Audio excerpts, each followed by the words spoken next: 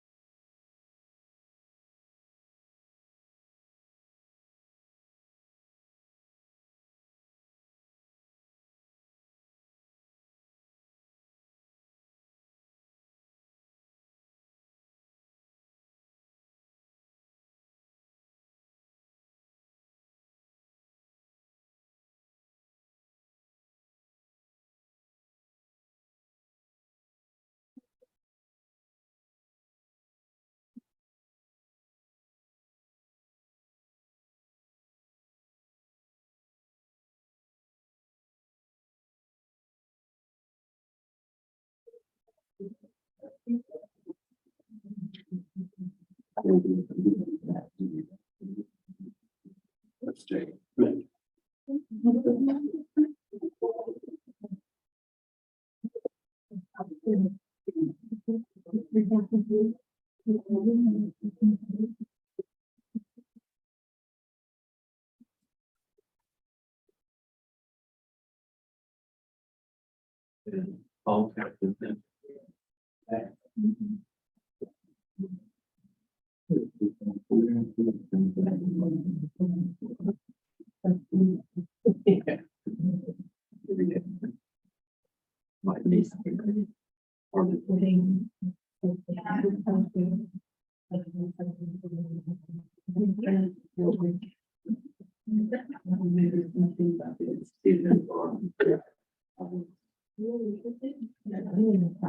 I don't think it's all. Was that bellflower? Or the bell? The sunflower. What is it? What is it? Oh. All right. Yeah. Very good.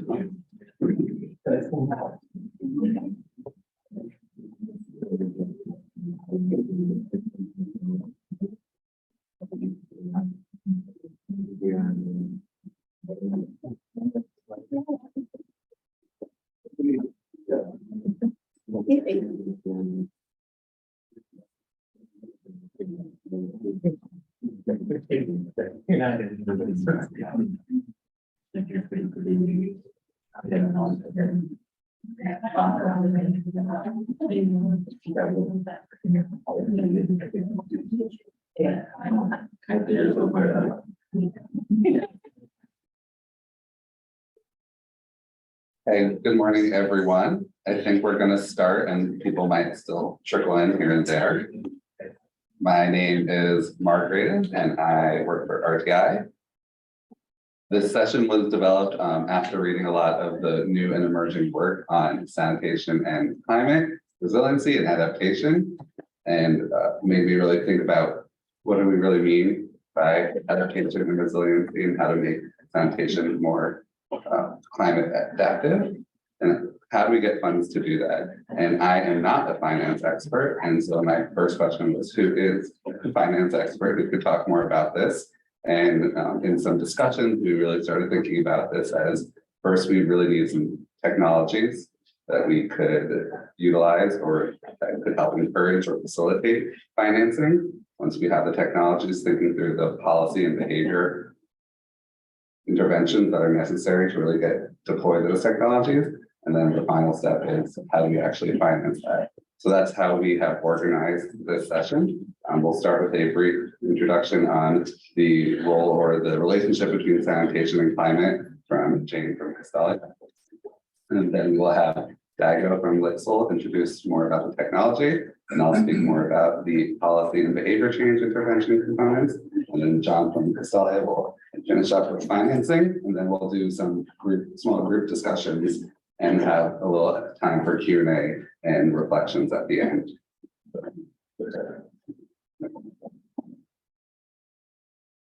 Thank you very much, Mark. So what is the relationship between climate and sanitation? We all hear about the negative linkages between the two. Up top, you see, climate change can have negative impacts that lead to a decline in sanitary conditions. How? Well, through climate phenomena, right? We have a couple of major buckets. The first is change in precipitation that leads to climate impacts such as flooding and water scarcity. And then flooding can lead to sanitation problems such as latrine overflows, sewer overflows, and infrastructure failures. Extreme temperatures, severe weather can lead to migration of populations, and that leads to increased urbanization, and that leads to an increased demand for sanitation services. And when the growth rate of population and the needs surpass the supply, that also leads to a decline in sanitary conditions. On the flip side, sanitation systems also can have a negative impact on the climate. So you see that linkage on the bottom here, which shows, two main pathways by which current sanitation systems leading to increased greenhouse gas emissions.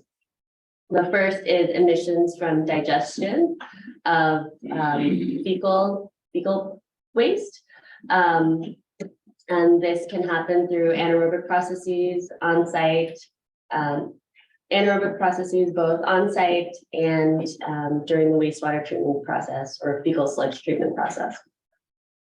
The other side of this is emissions from providing these services, and this comes from transport, wastewater treatment plant operations, as well as collection. And so where do we go from here?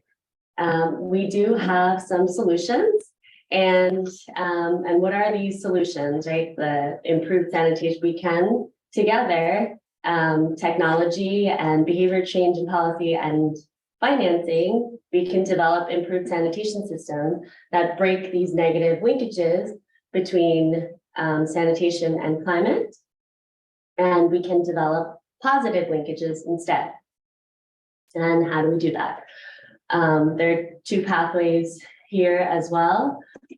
First is through increased resilience of sanitation systems. And this can look like flood-proof latrines, infrastructure engineered for hazards, and increased provision of on-site sanitation services. And these, of course, address the negative climate change impacts such as flooding, water scarcity, and migration that we see from the climate phenomena associated with climate change. So that's the adaptation piece. The other piece is mitigation. Through improvements in sanitation systems, we can reduce greenhouse gas emissions, whether that's solarization or increased emptying. We can reduce greenhouse gas emissions associated with sanitation system. And so back to the roles of all of these three different pieces, as Mark said. It's very important for us to develop the technologies that can provide the pathway through which we can adapt and we can mitigate climate change. But then once we develop these technologies, it's really important that people can use them, and that people will use them, and that comes from behavior change and policy. And these two together provide an intervention that is effective.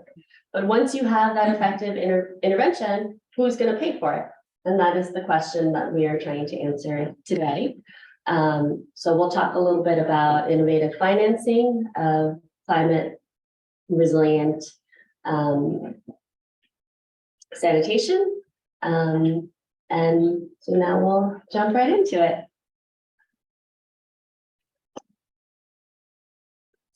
Yeah. Figure out how to switch. There.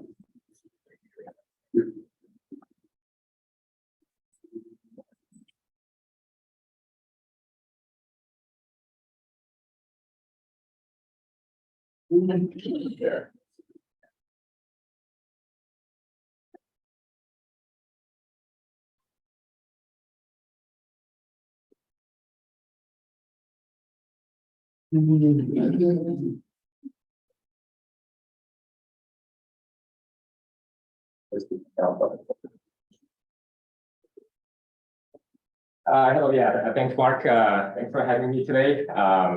Good morning, everyone. I'm Daigo Ishiyama from LIXIL, SATO.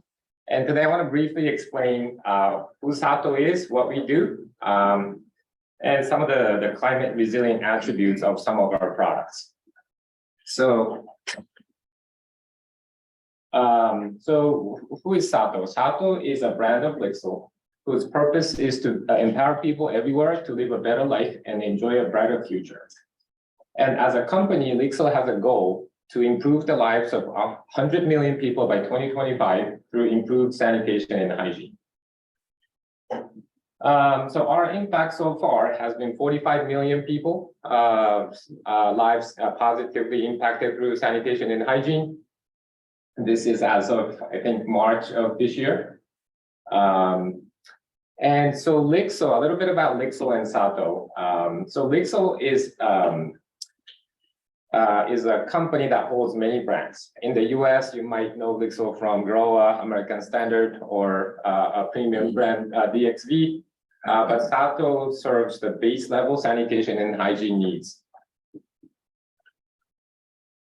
So SATO, we have a diverse portfolio of products depending on the region, what the user needs are and the challenges are. Up top, we have the SATO pans. We have various types of SATO pans depending on the geography and the needs. We have a connection box that can connect the pans to a pipe for offset pit setup. We have these connection systems we call the V-trap and the I-trap that's specifically made for offset pit setups, and the V-trap specifically is made for the twin pit setup that was developed during SPM in India. We have the structure lineup like the slab. We have 4 SKUs of slab, 701, 702, 703, 704. If you can go on our website, sato.lixil.com, there's a whole list of products that you can look at. We're excited to introduce the pit lineup very soon. That we're in the process of finalizing the design, and we have one hand washing product called the tap that we launched during the pandemic. And we've shipped 7.5 million units so far to over 45 countries. So in the context of what Jane was saying, we're up front here, the households, where the users need to be convinced that this fixed defecation is a good thing, open defecation is a bad thing, but they like fixed defecation, right? So that causes behavior change, and that's sometimes the hardest part. So why is open defecation bad? If you remember, SATO started in 2012. The development started in 12. We started selling in 13. But back then, eradicating open defecation was a big topic. Now it's shifted to safely managed sanitation. But let's not forget that the open defecation is the number one thing that causes the sanitation system to fail. It's the step number one to capture waste, and therefore we can treat. So we focus on this part. In this presentation, I'll focus on that part of what we do. So now you've convinced the people to go from open defecation to fixed defecation, right? So you lock them up into this dark latrine where it's smelly, you got insects, at night you got cockroaches all over the place. You need water to flush, and some worry about emptying process because there's a lot of unknowns when they build the latrine. And so some men especially they don't use the latrine thinking, hey, to prolong the life of the pit, right? So these concerns, these challenges are there. And the kids especially, they're afraid of looking into the dark pit if it's an open pit. So the long story short, the latrines have to be built correctly for them to be happy about using the latrine, right? Otherwise, they would slip back into open defecation. So what do? So we made these. First thing we did was we made these toilet pans that seal at the bottom with this mechanical trap we call the trap door. So what that did, this is simple design that we started selling for a little over $1 in Bangladesh initially. So what this did was it eliminated a lot of the smell in the latrine, and the bugs can't go in and out the pit. So there was no presence of insects, cockroaches, even the snakes and rodents that sometimes come up the latrine, and the fear of that for the kids. It was able to eliminate all that, so the acceptability and the desirability of using the latrine sustainably increased dramatically with this product. And we made it affordable so people can buy it at the hardware store. We don't need funding or subsidy to purchase the product. And it also requires a lot less water for this to work. And we made sure through testing, we cycled this for 900,000 cycle in the lab to make sure the hinges last a long time. So through these activities, we were able to make this fan that we've been selling a lot around the world. And for the environment, the climate resilience, this one thing this does is it saves water. Usually with the P-trap setup, since there's an up leg in the gooseneck shape, you need about 5 liters of water to flush. But with this, so this is fighting gravity. And every time you fight gravity, you need energy. That's why you need a lot of water to flush. So with this, it's a constant downward flow. So you use gravity as your friend and you drop everything, right? So that's why you need like half a liter to 1 liter of water to flush. Sometimes you don't even need water. The poop just rolls down and it closes. So you don't need water. Or just rinse it and afterwards to eliminate some stain. So a lot of the times the anal cleansing water, after that you just rinse it with water and it cleans after you use it. So we were able to achieve water saving, and why that's important is because of this climate change. The earth is going to get warmer, and you're going to need more water to drink and cook and grow crops because you got to fight that, that warming climate, right? So the need for water is going to increase. But so the need for drinking and ingesting water is going to increase. So the key is to reduce the water needed for sanitation and hygiene while doing it properly. And also we have this pit liner product that stacks like this. It comes in 60-degree panels. That 6 panels make a ring, and you can stack up the ring to the depth of the pit. You can assemble this in minutes and put it in. And so why this is important is this carbon emission, carbon credit is becoming like a trendy thing. The studies have shown that frequent pit emptying is key to reduce carbon emission on pit latrines. So without the liner, a lot of the times the walls collapse and you cannot empty those pits. So we make sure through this product that the pit emptying can happen, and this would eliminate or minimize the chance of groundwater contamination together with the low flush volume, because the pathogens travel with moisture through the soil. So together with the trap door and the pit liner, this will contribute to reducing the carbon emission of pit latrines. The other things that we've been doing, as you can see, this is plastic, but plastics are better or good at reducing transportation costs. This is lightweight as opposed to something like a ceramic that's heavy and bulky and brittle. So we can net these in a box. So there's 10 SATO pans in each box. And then we make the box so you can stack up into the truck bed. So you can load up the trucks, you can let it go. And those of you know that know the speed bumps in India, those huge steep speed bumps, when they go over that and come on, right? Nothing happens, right? So we test these so they can we can ship this to the last mile where our customers are. And the other things we're doing is obviously looking at recycled material where available, but the challenge has been the availability of good controlled recycled material. But where it's available, we're developing this superstructure out of 100% recycled material. The pit liners are designed to be made with 100% recycled material. And other components, especially those that go in the ground, we can use a lot of recycled material where available. And we're testing green resins made out of sugarcane, not fossil fuel, to cut down on carbon emissions. And we'll continue to minimize the material usage. We look at the last gram of plastic that we use on these products, and continue doing the testing so it's long lasting. So it stays in service for a long, long time. We have some proof that this same pan that you see here have been used in Bangladesh for 10 years. So that's how long these can last with proper maintenance. So, but at the end of the day, we do all this to help the community thrive, even in the face of climate change. That's it for me. Thank you. If you can visit our website, there's a lot more detail and information there. So thank you.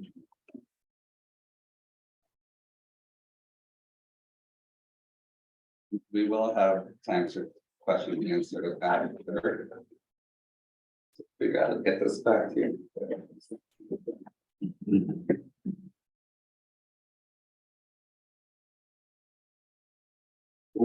Hello again, everyone. Mark Raden. I forgot to earlier mention that I'm not a morning person. So and I think mornings end at like 9:30. So anyway, please excuse any mumbling or anything I do that doesn't make sense. So first, who is our guy? We are a research institute and international development practitioner. I did not intentionally plan this, but not to one-up Dago. We have a mission to improve the human condition of 1 billion people by 2030. But we work in more than 90 countries and manage about 2,000 projects at a time.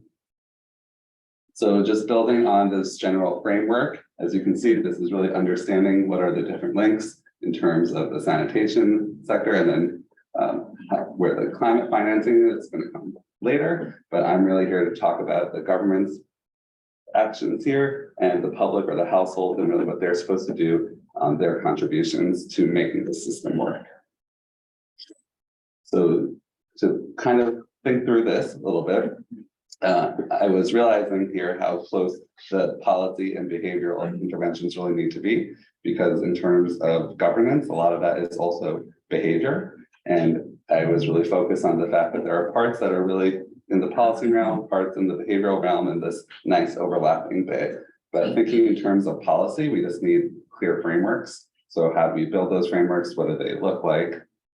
That really do a good job of integrating climate concerns along with sanitation priorities. We also have to address the lack of political will. I think that is something that we're familiar with very much in both the climate sector and the sanitation sector. So doing that combined is a double burden. And also, how do we improve the enforcement of whatever these frameworks or rules and regulations that we develop?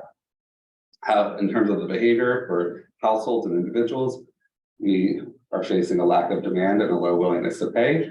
Even though a lot of these new technologies are affordable, sometimes people still have other priorities and would like to use their scarce resources and other needs. And then we also have limited supplier knowledge. So there are a number of different technologies that are flood resistant or can reduce climate emissions, but people don't know how to make them, or they don't know where to buy those products or how to sell them. So in thinking through the enabling environment, we're borrowing this from sanitation and water for all, looking at these building blocks. So really, you first need to have a sector policy or a strategy that both integrates climate and sanitation. I know there has been previous work that I think has been presented here where people have tried to analyze the number of times sanitation has been mentioned in climate documents or strategies, and it's frighteningly low. I think there's only few cases of countries mentioning it in their contributions to the UNFCCC protocols in terms of how they are going to address climate and reduce emissions. Along with a strategy, we need to look at the institutional arrangements.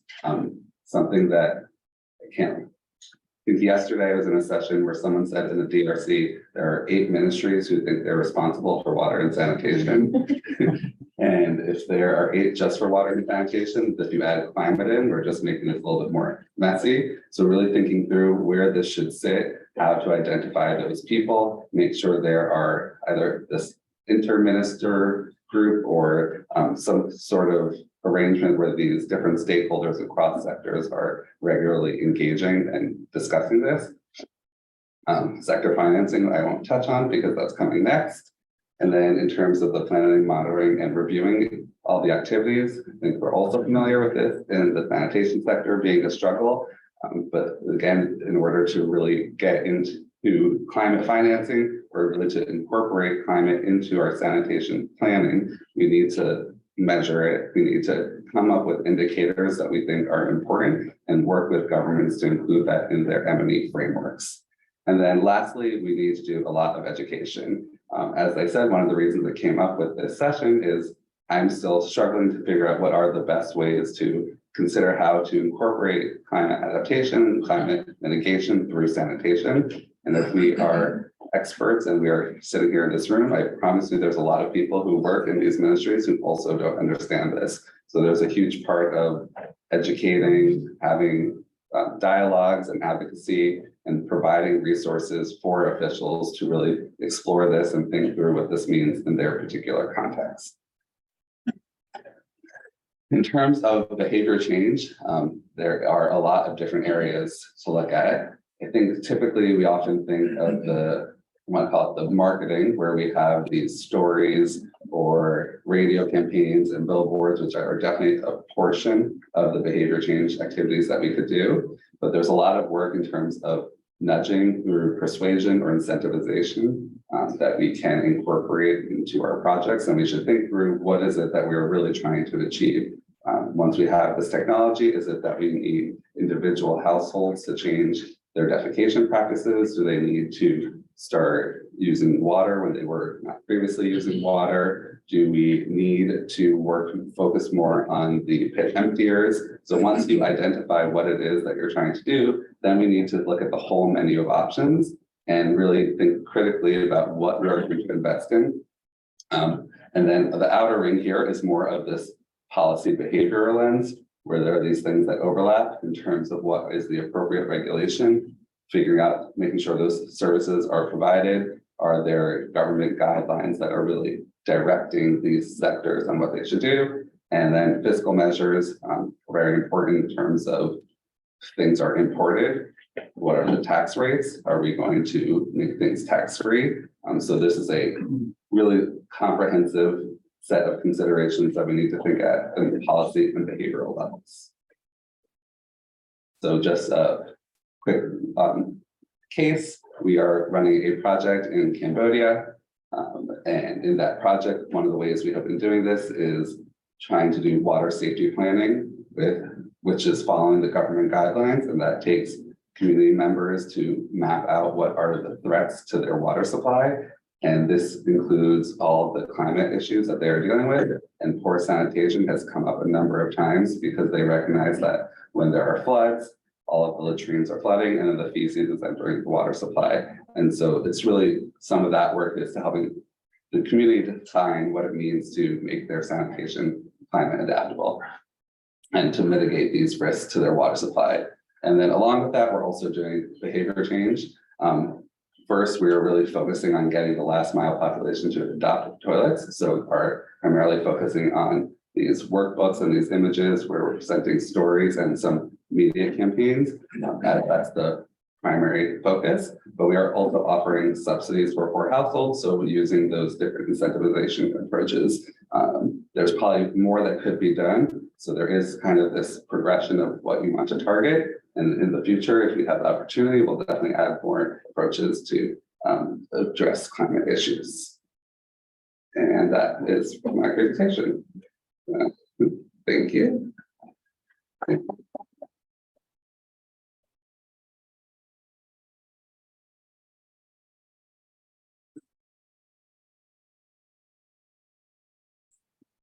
Morning, I'm John E. Cade. I'm the practice leader for water at Castalia.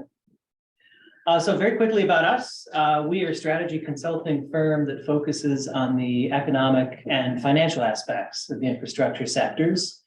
We are based in 6 countries around the world, headquartered in New Zealand, with offices in Australia, the US, France, and Colombia. And we've advised globally in the last 40 years on hundreds of billions of dollars in infrastructure investments, including the water sector. So what I'd like to talk today briefly is about how do you finance this? How do you pay for all of these things, right? So we heard from SATO about some of the really interesting, innovative products that can build resilience into sanitation. And we heard about some of the policy interventions that are needed to make it work. But money is one of the big barriers in the wash sector, and we all know this. So just to step through this model briefly, this is probably most relevant to utilities, but I think any service provider, this would be fairly similar, right? So there's cash requirements. We know there's capital investments that are needed. They need to pay for infrastructure to provide services. It could be a water treatment plant. It could be a truck if you're emptying a pit, but some sort of asset needs to be purchased. Then you have maintenance costs and operating costs, the OpEx part of it, right? So you need to pay for labor, you need to pay for energy, you need to pay for chemicals. And there's only 3 ways you can actually pay for these 3 things. The 3 T's we call them, right? Taxes, transfers, tariffs. So tariffs are what you charge your users. Transfers would be grants from donors. And I want to distinguish that from financing because grants don't need to be paid back. There's oftentimes in the wash sector a lot of confusion over this, and I think it's important to make that distinction. There's also taxes. So in addition to grants from donors, you could think about taxes as a government subsidy, right? So rather than charging the users directly, you're sort of taking the general tax base and using that to subsidize a portion of the sector. So what happens is then you have a big financing gap because capital investments are really expensive. And in general, you want to spread that cost over time. It's very difficult to pay for a large asset upfront. And generally what happens is a lot of utilities, a lot of service providers are not creditworthy, right? People don't want to lend them money or make an equity investment. And so what happens is you have underinvestment in capital, so you're not able to expand services, and sometimes even underinvestment in maintenance costs, operating costs. So you have deferred maintenance, right, which means that capital assets decline more quickly than they would otherwise. And you have poor service because you're not investing in sufficient operating costs, and it creates this sort of death spiral where quality of service gets worse, customers leave, stop paying, service continues to get worse over time. So the way that the financing gap is covered is either through equity or debt, right? So equity, you're buying a portion of the company, you're investing in it, you receive a portion of the profits from it, you are part owner. Debt is different, right? We're lending money, we're getting paid back for it. And in general, I would say particularly for utilities, those that are not part of a municipal department, debt is by far the largest source of financing. So climate finance can be one way to help fill this gap, to identify new sources of both funding and financing that can bring in the money into the sector that we need in order to achieve universal coverage, while also making sure it's climate resilient and that we're reducing the carbon footprint of the wash sector. So the different potential channels for climate finance and sanitation. On the funding side, right, we can first think about grants from donors and government subsidies around climate grants. So these would be, rather than wash sector specific investments, wash sector specific grants or transfers for wash services. These would be earmarked for climate, right? So it's about making the case that the investment has climate co-benefits. And so that grant should be focused on the wash sector. Additionally, on the revenue side, there is the potential of generating carbon credits by offsetting the methane emissions from sanitation. So we know that methane is hugely impactful on climate change and has, many times more impact than the equivalent amount of carbon dioxide. We also have, on the financing side, the climate-specific equity and debt investments. And in addition, organizations like Green Climate Fund, for example, provide credit enhancement guarantees to marginally credit-worthy institutions in order to crowd in commercial equity and debt. In addition to commercial financing, for concessional finance, for concessional debt in particular, many of the large development finance institutions, such as the World Bank, have committed to a certain percentage of their portfolio focusing on climate co-benefits. The World Bank, for example, I think it's around 50% of financing going forward should have an explicit climate component to it. So in order to make the case for sanitation, though, you need to demonstrate the co-benefits. You need to show that in addition to getting people access to sanitation and getting the public health benefits of that, that you're also generating co-benefits simultaneously, that you're either mitigating by reducing the emissions from the sanitation sector, or you're supporting adaptation by building resilience in the face of climate change. So on the mitigation side, we know, and again, this is very much an emerging area of research, but we know that increasing the frequency of emptying latrines and capturing the methane during the treatment stage can reduce the overall methane that's emitted. The specifics of that are still emerging. But I think, as Steigo pointed out in the work that SATO is doing with pit liners, thinking about, from the household level, how do you design things so that those pits can be emptied more frequently, so that the liners can prevent pit collapse when they're emptied, is a big part of it. So designing from the very beginning for frequent emptying is important. Additionally, when sludge is treated, some of the options for resource recovery and reuse may offset more carbon intense uses. So for example, with briquettes, you take the sludge, it's treated, it's turned into a briquette, it's used for cooking fuel. If that's displacing the use of firewood, that's potentially creating a carbon emission, and that could be captured as a carbon credit. On the adaptation side, we know that by increasing access to safely managed sanitation, we will be building resilience as urbanization increases, as more people move in from rural areas potentially due to climate change. And we also, with well-designed systems, can improve the resilience in the case of flooding. So with storm surge, if you have overflows in the pits, by frequent emptying, you can help reduce that. So to briefly step through an example based on some work we're doing right now, I'd like to talk about some of the different channels for climate finance in an example from citywide desludging. So here the idea is to focus on this middle part here. So we have the households that are being served. We have the government that's creating the policy environment. So now it's a question of who's doing that frequent emptying in order to reduce emissions. And so with the citywide scheduling desludging system, you're focusing on sort of regular scheduled services for everyone in the city. So currently it's private in many countries, and it's not regulated. So the incentives for haulers who are emptying is basically to go in the middle of the night, to take it, dump it somewhere. And not only are you not getting the public health benefits of that, it's potentially increasing the methane emissions because people don't empty the pits until they absolutely have to, right? But it's much, much more frequent emptying that's going to result in the carbon savings from on-site sanitation. So if something like this is structured as a public-private partnership, you can actually crowd in climate-focused debt and equity financing. So in this case, you would create what's called an SPV, a special purpose vehicle, which is a separate legal entity that would own the trucks, it would own the fecal sludge treatment plant and the transfer station. So all of those assets sit there.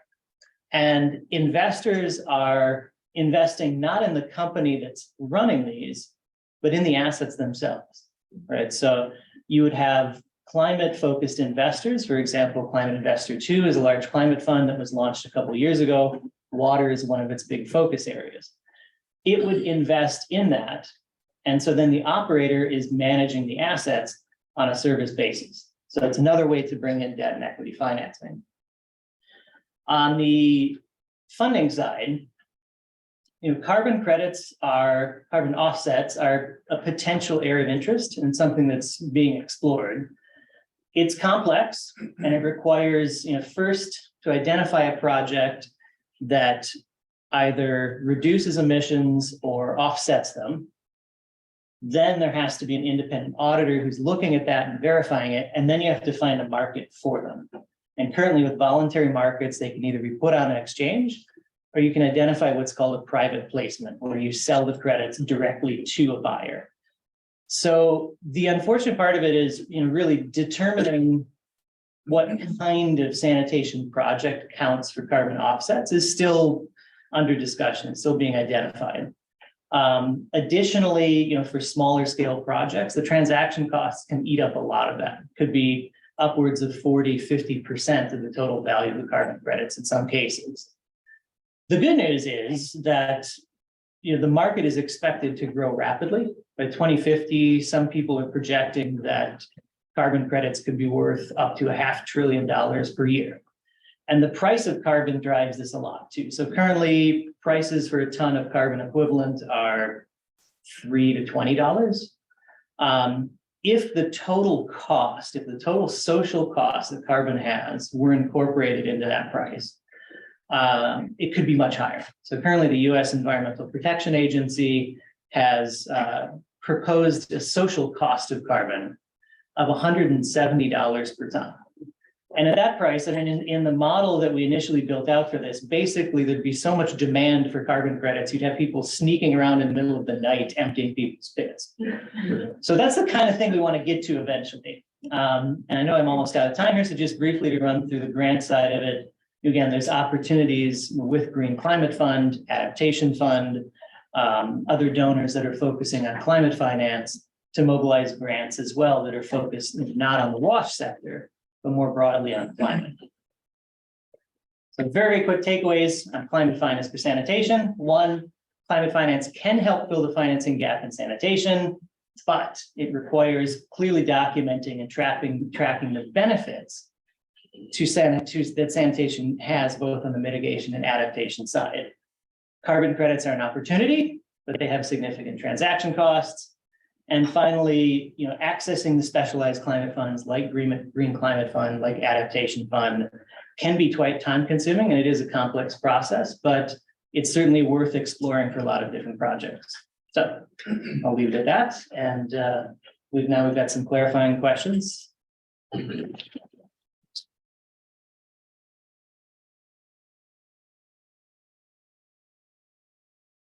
Thank you, John.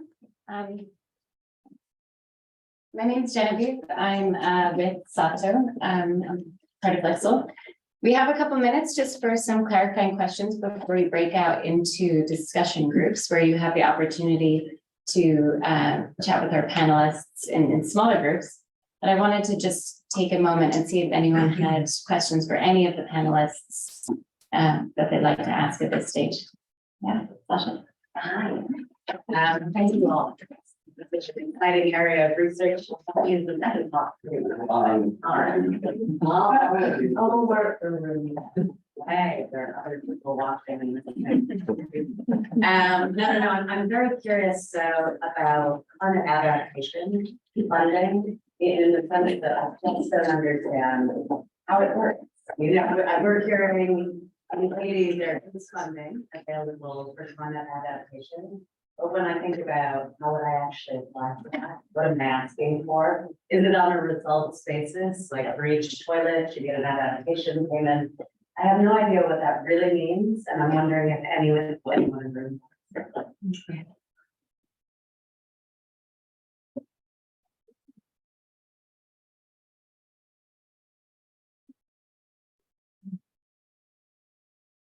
No, that's a great question. And I think first of all is demonstrating what's the marginal increase in adaptation in addition to the public health benefits? Like being able to show that, it's not just about people gaining access.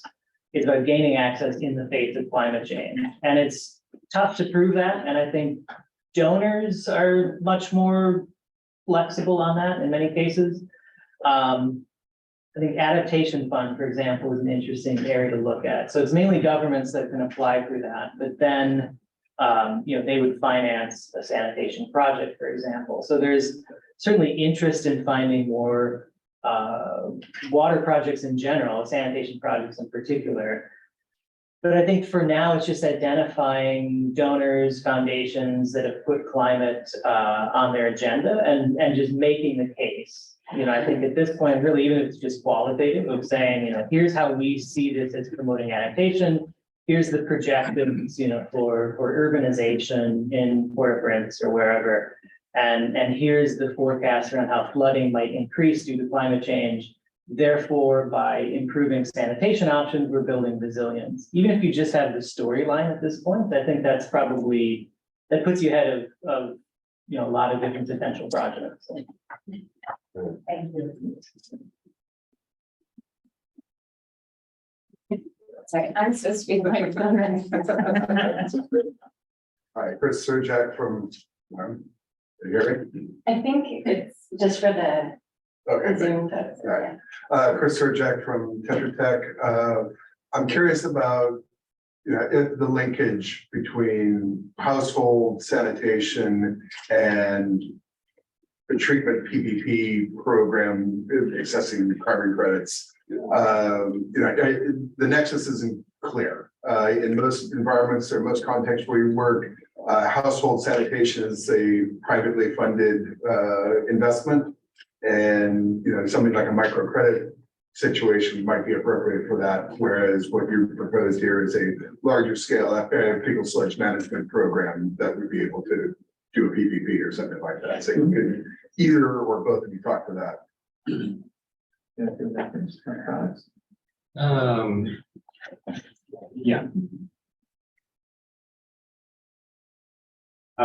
Yeah. First of all, I'm not a financing expert. I have many questions for John too. Please understand that.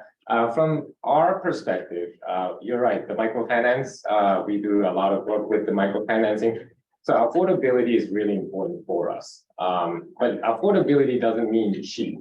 It means it's able to afford, right? So what's affordable for me might not be affordable for someone else, right? So you have to understand the relative nature of the wallet space, the wallet share that they have, that the users have towards our product, right? So we obviously make our product as low cost as possible from manufacturing to delivery, but there's always that financing part around, where the point of purchase is with our product, right? So from our perspective, that kind of thing is really important, and it can happen locally with the microfinancing institutions. So we look at those in terms of affordability, but maybe John can speak to the more bigger financing to the country. Yeah, I think there's a couple of different ways that you can link them. I mean, you're exactly right. Traditionally, household sanitation is viewed as a private good, and then creating some sort of emptying service more public. This sort of sanitation as a service model with container-based sanitation helps reduce the cost of that for households. Microfinance is another way to do that. What we found when we were working in Bangladesh was that a lot of households can afford sanitation. It's just, the lump sum cost is a big ask. It's like asking somebody to pay sort of $5,000 out of pocket if you're going to scale it to sort of US average income. So I think you could combine a transport and treatment PPP with some sort of microfinance program. I think the key is just to make sure that what's being financed or what households are paying for themselves is something that can be emptied frequently and that will be used frequently. So that can take different forms, and I guess the who takes ownership for making sure the households have that could vary. It could be government subsidy, it could be microfinance, it could be directly financed by the PPP, but you know, where the money comes from is less important than like, is it good, useful, regularly emptyable? Time just for one more question, and then we're gonna break out into group. Does anyone feel like there's something extra relevant for?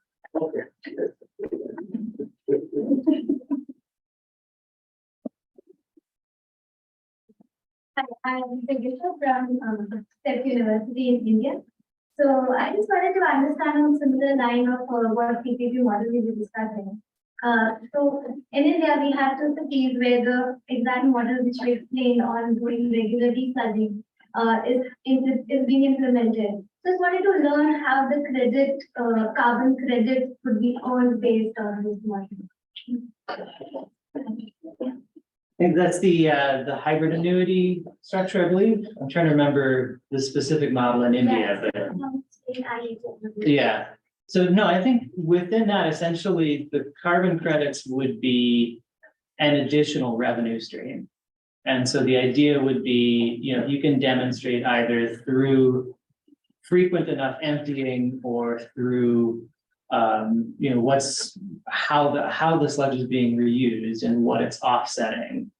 Then you would work with a, you know, first an independent verifier to get it registered and to get the credits approved, and then somebody to help market them. So really, I mean, it should work under any flavor of PPP. I mean, you know, any like a BOT or whatever else, I think it should be fairly relevant. It's just sort of thinking of it as another revenue stream.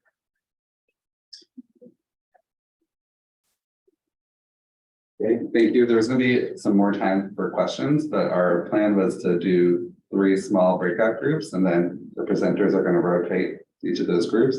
And we have some of our own questions prepared, but if you have questions already and you wanna ask them in that small group session, please go ahead and do that as well. So we're thinking of just, this would be group 1 over there, that'll be group 3, and then we can have this side become group 2.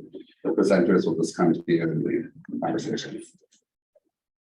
Yeah, so because the groups will rotate, I would just suggest maybe decide where you are in the room to jump to that group. So if this can go here. Rearrange chairs or stand. Standing, and then we have this group in the back. Go. Take the group. Go ahead, John, right here. There you go. Here. I'm standing for 2. If they want.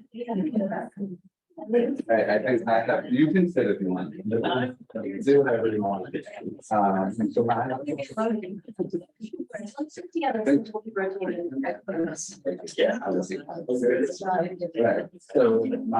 is mostly about the behavior change and policy. So really, I just wanted to hear if you guys had any thoughts on the policy or questions.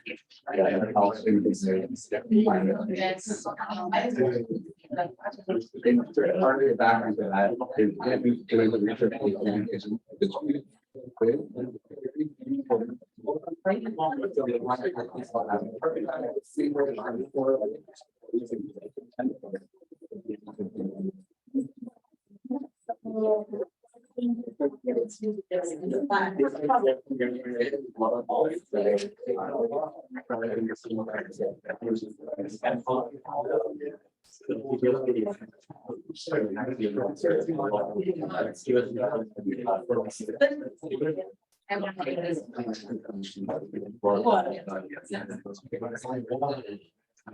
Yeah, well,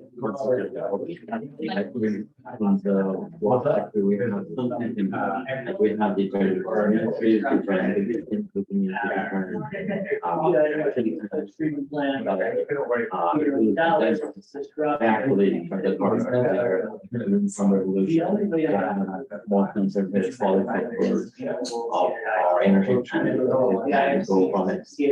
I know that we have to work from bottom up.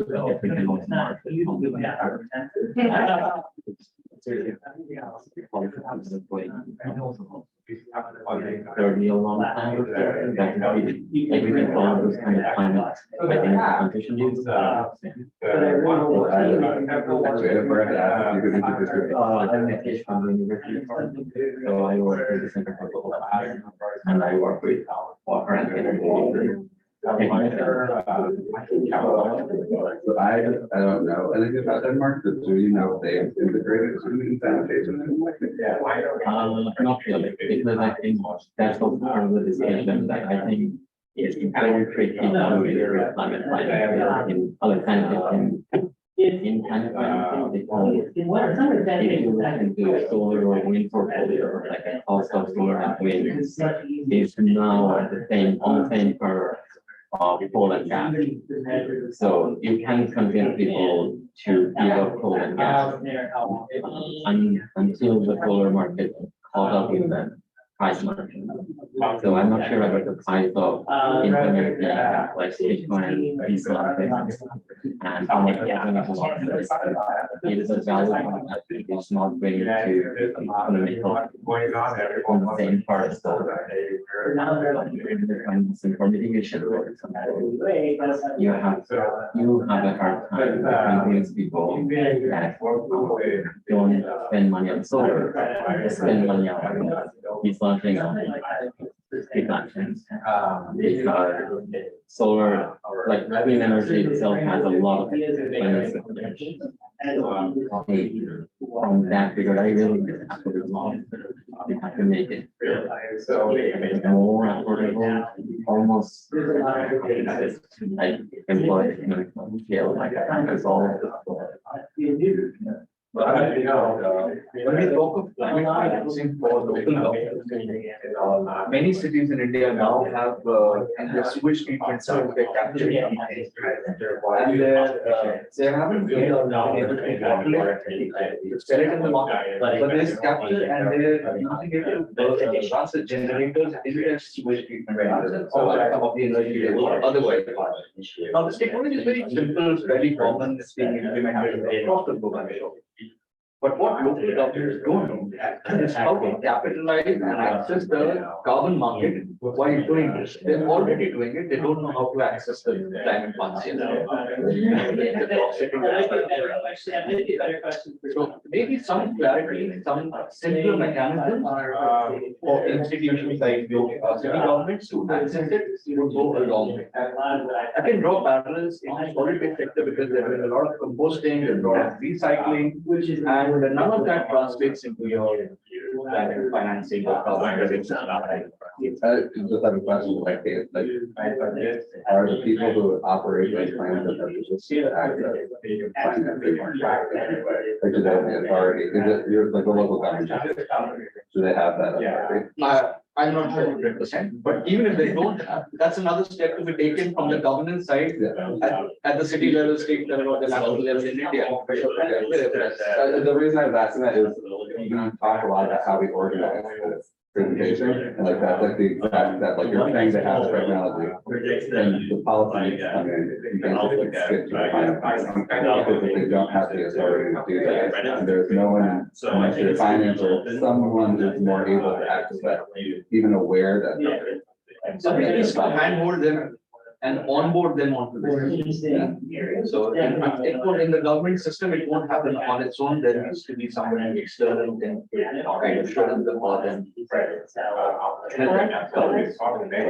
Go ahead.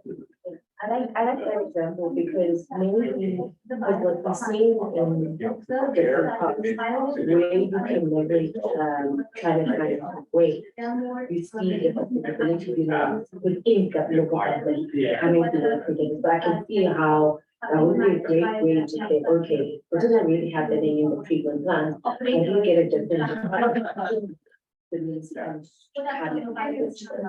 because they already know that stuff within there are municipalities, but they're just not leveraging. So I think that is a way, without establishing a new policy, that is a way for working together within the different departments. And maybe there's an incentive that they can hold there to say, because we're doing this, there should be an incentive so that they do more. And encourage others, so that local government, anything that is revenue, they will do it. So I like that. I wanted to ask a question, again, this is anything that in terms of finding adaptable ways of health, finding adequate sanitation. Climate change. I'm hearing a lot of rural areas where something on-site conforms. I'm not really a lot about how do we adapt everyone is it, because very inequality to say you don't have sanitation, promote utilities on site and production of other technologies which are climate friendly. But you know, have you we seen don't know about what that, what what are the and the question is, doing? am I missing something in the research? Maybe there's a lot that's done there to say, how do we So I actually was. normal technology? There's like a lot of water and First of all, homes. it can take. I know that might be a huge cost from government, but in the long term, it's a much more benefit in the long term.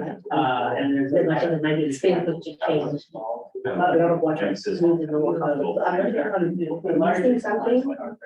Is it not part of the conversation? I know maybe this is not part of the conversation today, but is there something that speaks about adaptive technology in our homes across the board to speak to the climate challenges, not just targeting poor people to adapt what they're already using? I think that's a great question. One of the things I like about Dagwo's presentation, there's so many different levels of climate impact on our sanitation system, is that it's hard to pick which one to focus on. I think it needs to be effective. So if you're in an area where there's a issue with water, that is a different conversation where you don't have water. And that you populate to look like. So, where do you? I'm in Cape Town. No, but I work across the big metros, and for us, no one wants bucket systems, no one wants big systems. But obviously in the rural area, because they're more great, they need to prefer the big ones because they're controlled. But it's not there to say everyone wants to buy. But a lot of the conversation that we are having is that we are the issue of bandwidth. I'm not hearing about it now.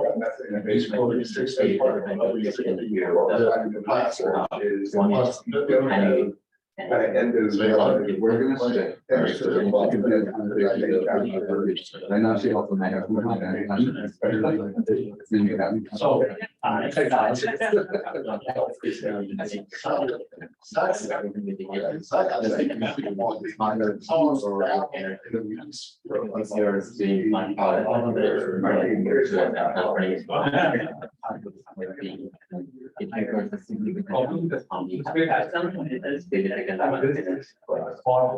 So. So there could be effects that you can make that climate policy, getting energy from our sources by doing that and having like clean environment, part of which can be I know.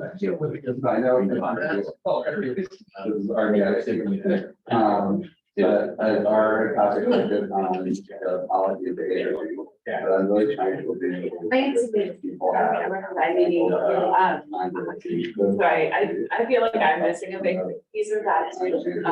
And I'm not aware of that. ID primarily works in rural locations, like we have all of the question on my side.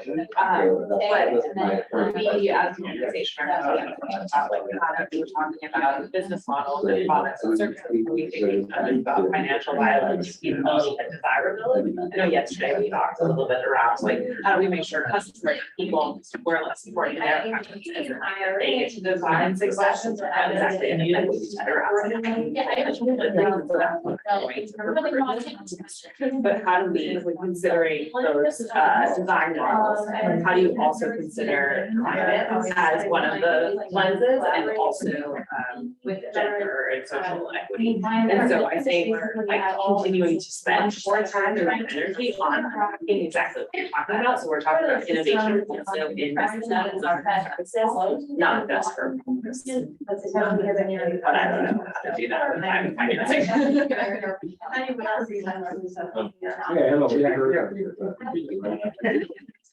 Yeah, I mean, so we. In the previous. What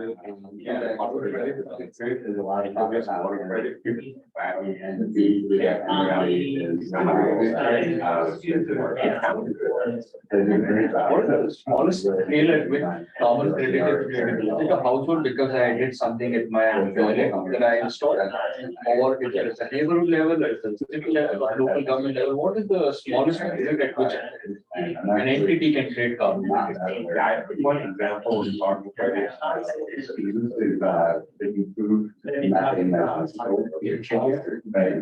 that beyond that,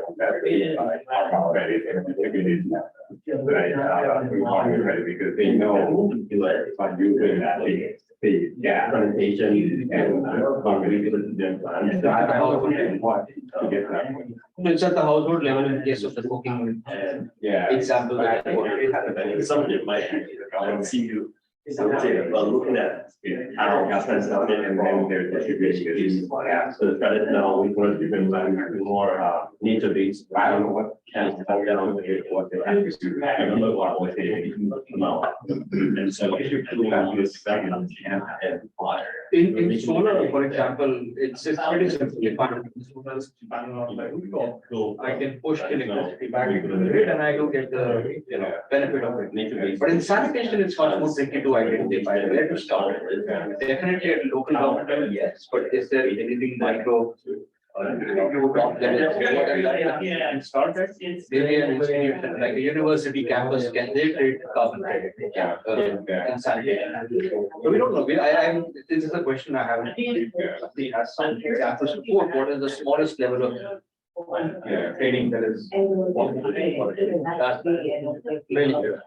Specific technology question. So I work for the UN World Food Program here in the US, and so we often try to integrate as much as possible into the systems, like particularly in our school feeding programs. So like it comes with behavioral components, it comes with wash, the more like about washing your hands before eating.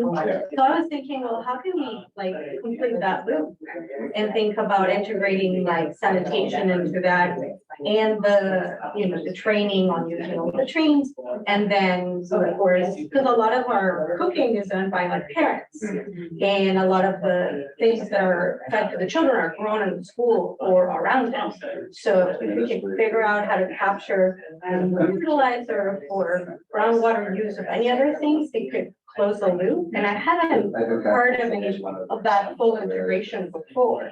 So I'm just questioning, like, has SATO worked with the, primarily humanitarian, like school or camps or something like that? We're doing exactly that program. Through program.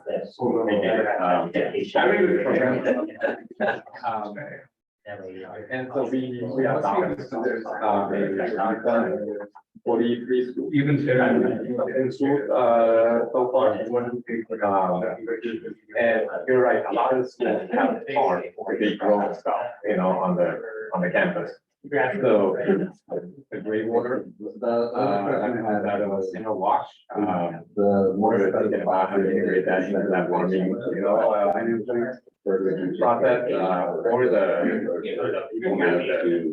fertilizers that we can generate for their own others.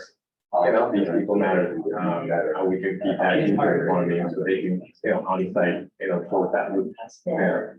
Cause like for refugee camps and things like that, like it's gonna start getting worse. So, And yeah. it's gonna start getting more people moving through. Yeah, this is. So that's a very important solution, and like, if people know how to do that and integrate it into the service. I mean, lift it up and make it more of an investment, even, And I don't yeah, so you're right, the migration population. But we don't know about the lifestyle. I've never spent time with it. Like, once you dig deep into how they migrate and what kind of things they can carry. And that's the regulatory. And once they understand their needs and challenges, then we can do something like this is very rare. We already have them. That's fine. It can be a data point. This would be our MVP, the minimum viable product. And with Denmark, or you can some wearable product, and we can, around it. But you don't like those solutions, what you really might, you're a water guy. Yeah, you're right.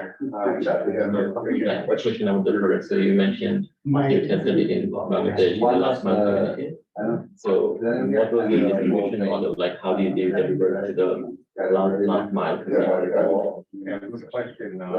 Started, when I made that, I went to the Rajasthan district from Bangladesh, but I had to take 2 flights from Dhaka to get there. Lack of government. And, so you can't get them this much last mile, than that. I thought, so what ended up happening in Bangladesh, we struck gold. We ended up working with the biggest plastic converter in Southeast Asia, with RFL. I didn't know any of this. First time I went to go see them, I got the shabby t-shirt and I took hands with some people, that's how we started. But so they had 1,000 outlets. They were all over Bangladesh. So they're prawn brand, they make food, they make snacks or beverage, actually, a lot of it is big. So that's how we got the last mile distribution in Bangladesh. And then at the same time, we're actually doing a lot of activities there in UNICEF, had some projects. That's there, there's a lot going on in Bangladesh. So this ended up being like a few.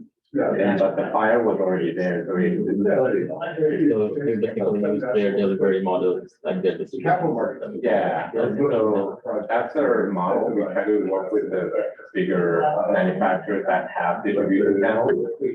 Cross-going out every day. Can you build one box of our to your distribution center that gets to the retail shop? Well, that's pretty good. Can you give us interesting one I've heard so far, so I'm gonna just learn more about that. Thank you. Rotate on your back. No, I'm from Bangladesh, so I know about like the distribution models, and then I have seen like very complex situations, like really getting on national agriculture and stuff in Kenya, in Tanzania. That solar system is delivered more back because it's very, very large. There's a company called energy because you go in the rural neighborhood, this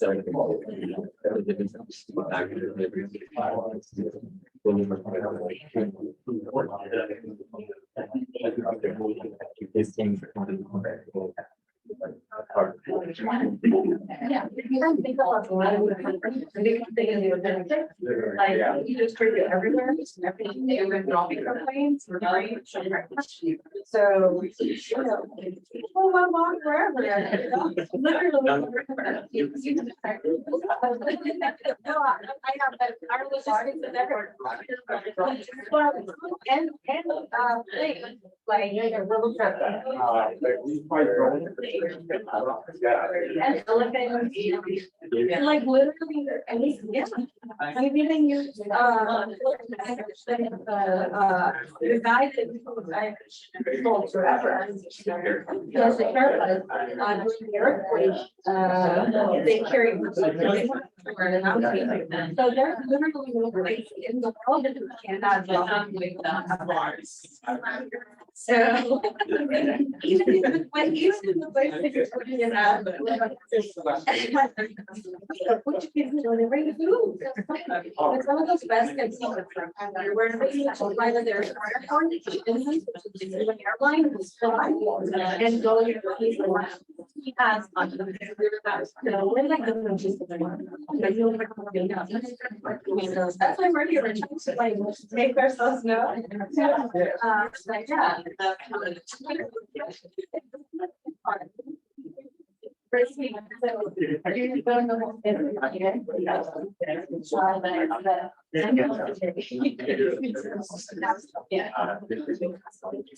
Okay, so we have. These are carbon finance books.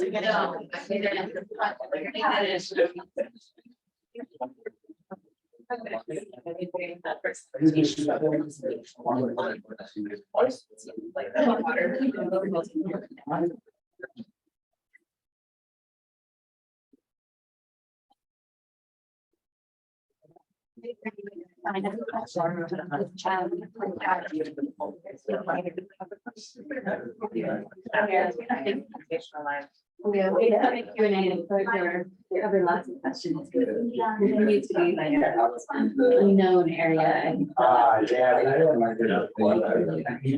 Any questions about some comments and if anybody's doing in this area, I'd love to hear about it.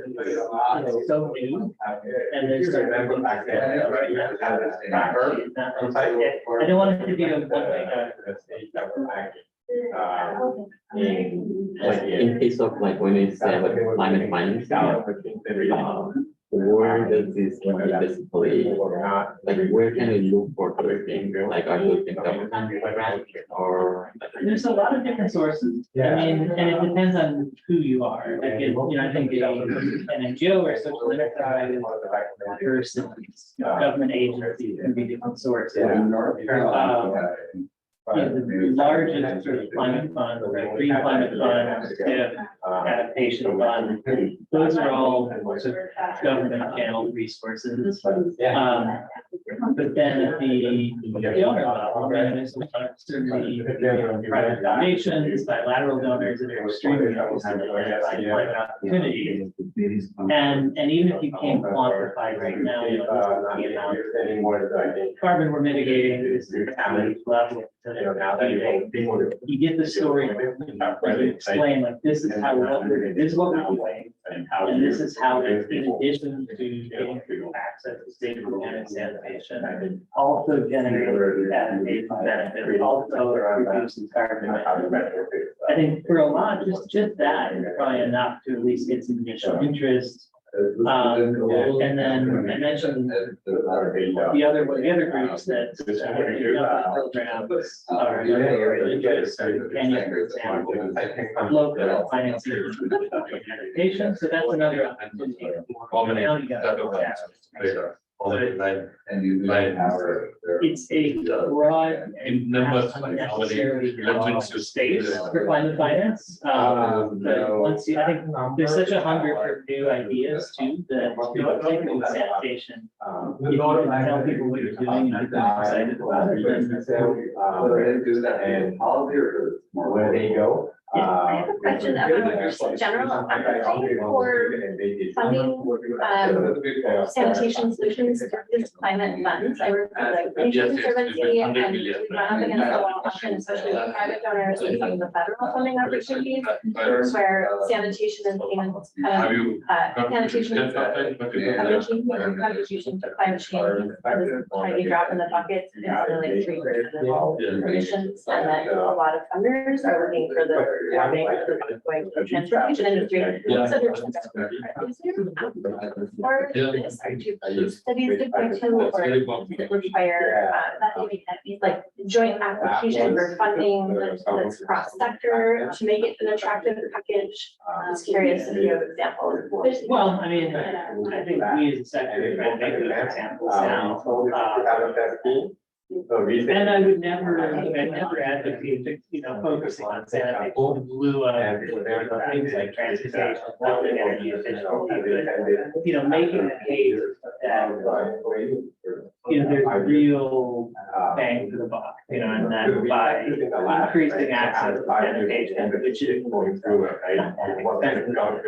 things, particularly if you're looking at on-site, like, decentralized treatment plants rather than a large, centralized waste treatment plant with sewers. It's probably fairly cost effective. If you build out a cost benefit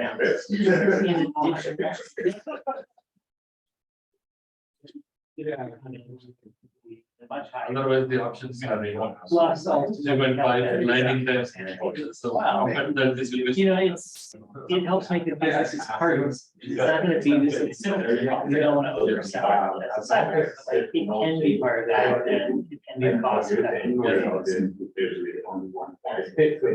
know it's really early days in all of this, at LIXIL with IDE, and we're wrestling with a lot of the same questions on like, what does it look like to have meaningful methodology? I know the Container-Based Sanitation Alliance is in the process of, or just did release a study in terms of what is their calculation, but that, container-based as a service is much more frequent FDA, and we're talking about PITs most of the time, and so if there is FDA, 2 to 5 years, maybe. So I guess I'm even struggling to figure out what the question is there, but I think we're wrestling with like, what is that story that we're trying to tell? And how to face that in some of the methodologies that do exist, even though that really is coming from the container-based side rather than. No, look, the big unanswered question, I mean, that we've been grappling with, and literally for the last weeks, trying to understand. What is that you need in order to generate those? I don't.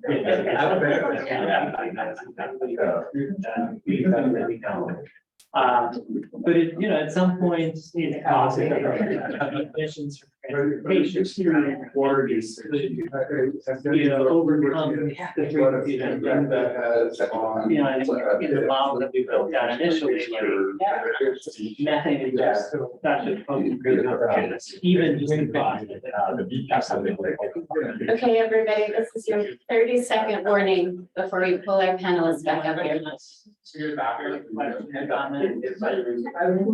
think and way back more later. Okay,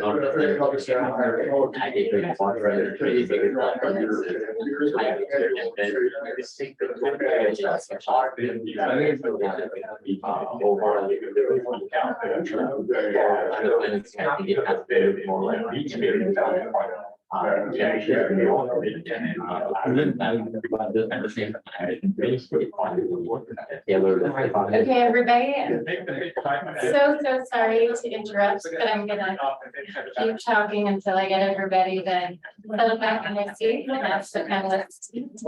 John, Jane, can I get you to come sit up here?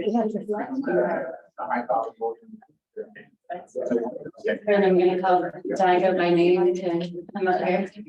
All right, I'm so sorry to interrupt those small group conversations because I know it's really, really interesting when everyone has the opportunity to engage in these discussions. And we're really, really excited to see that whether it's product or behavior change policies and, kind of like this, where it all comes to climate finance is a hot topic for a lot of people.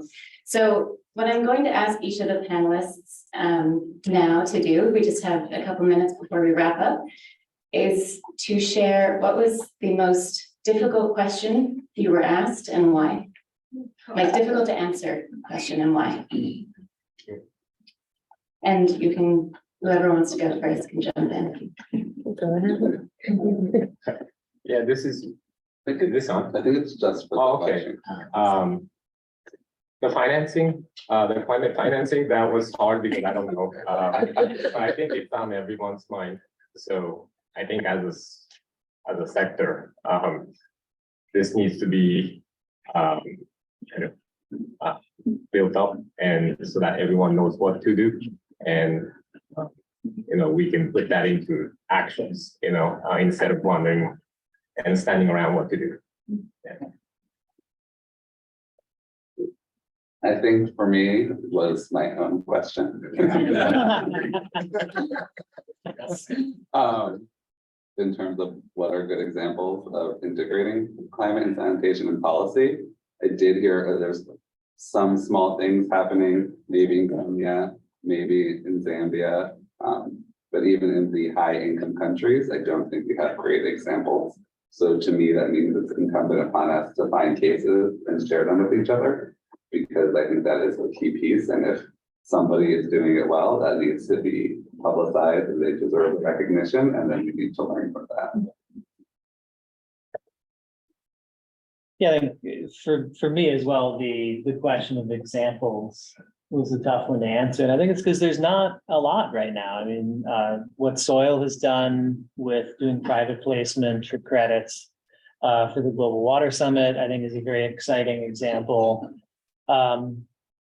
It's a very emerging area. And this is where I think, a conference like this, where we've got, innovators, both as donors, as academics, as practitioners, putting this on the agenda and making sure that we're, advancing the evidence base for how you reduce emissions and the contribution of sanitation adaptation, of, being willing to put some donor money into, riskier things to try and see, like, can we build out the sanitation case for climate change?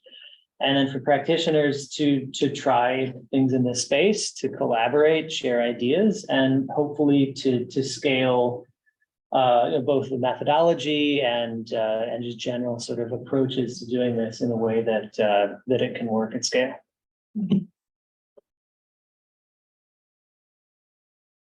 I think building off of what John said, the methodologies of how do we actually show that our intervention is contributing to climate change mitigation or adaptation, right? What is that base case?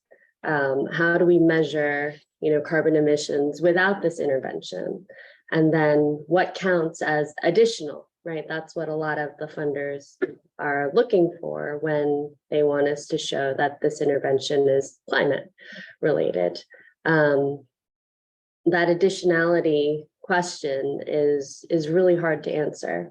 And that's something that, I think all of us at this conference are working to build a better understanding of, how to measure it in the base case, what we're measuring, and then how to systematically do this in a low cost way that is applicable across many different contexts.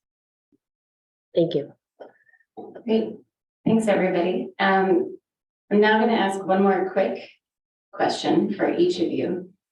What is one thing on Monday, and I want you to be very specific, you can do to help advance this conversation? What is an email you can send? Maybe if you collect a business card or two in the room. What is one thing on Monday, assuming you're back from whether you had to travel here or not, but coming down from that post-conference slump, so that we can take some of the ideas and conversations forward?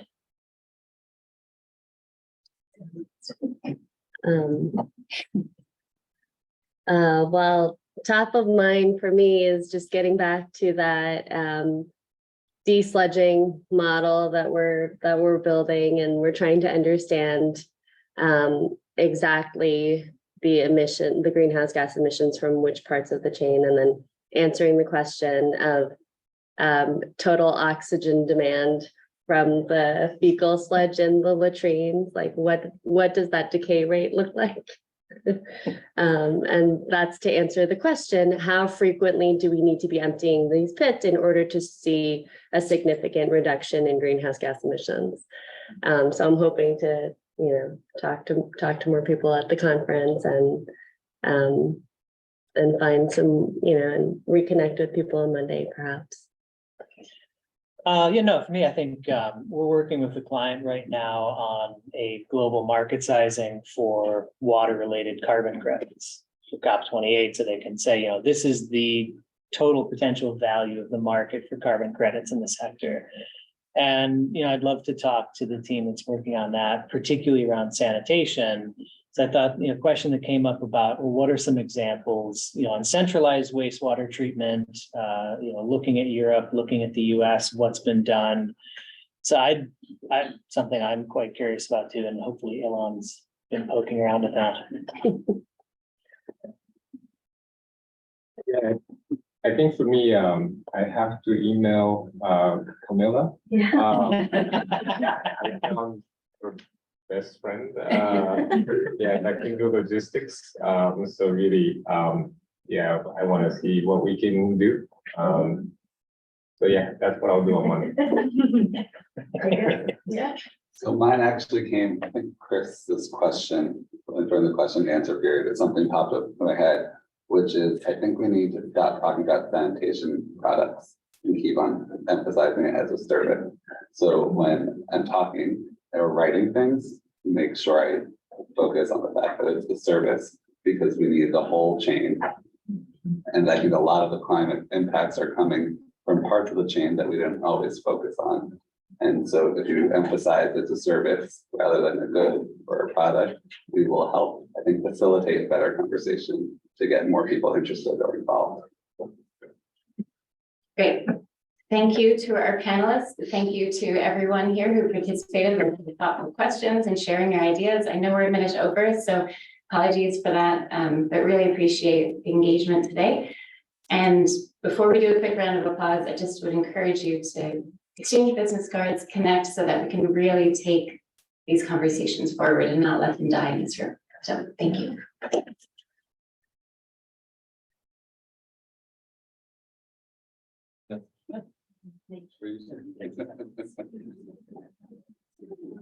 This is for